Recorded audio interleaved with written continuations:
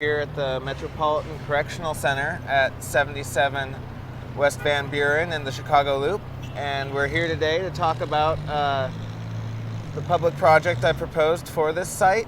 It's a very active site. You can see already with the prison and the train tracks from the loop going by, and the intervention that I proposed for this site is actually a three-part sort of performance piece that involves the intervention of light. Once in the daytime, once in the evening, and then once away from the specific site, addressing the prison in other locations around Chicago. The first stanza of this performance takes place in the daytime, and it involves handheld mirrors and a group of people who would assemble on this parking garage adjacent to the prison.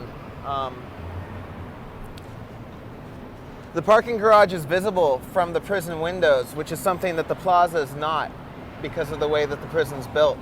So this action of just toying in a large group with light across this beautifully seductive blank surface, it's a playful visual action that draws people's attention to the surface of the building, but it also at times allows light to penetrate through those little tiny slits and actually reach the inside.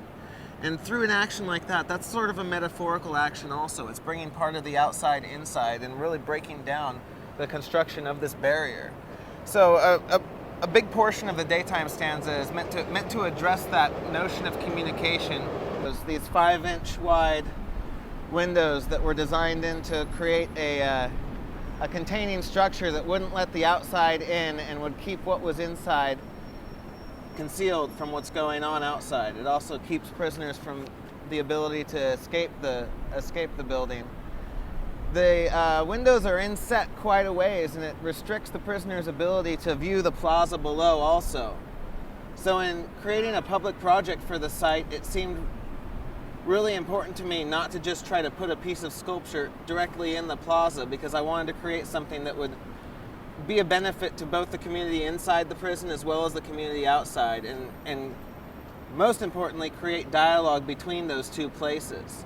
So the windows as a symbol really became the most powerful element for me in designing what would become these three performative interventions. The second stanza takes place at night, and it takes the same pattern of windows that we see happening here, only it projects it down here into the plaza, spilling out onto the street.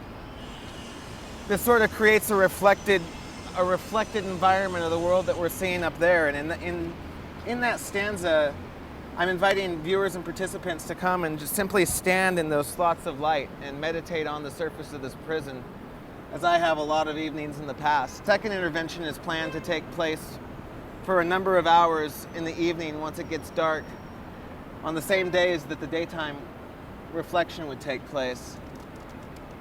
The last stanza of the performance that I planned involves information that I've recorded from these windows specifically, and projecting that information onto other buildings throughout the Chicago city.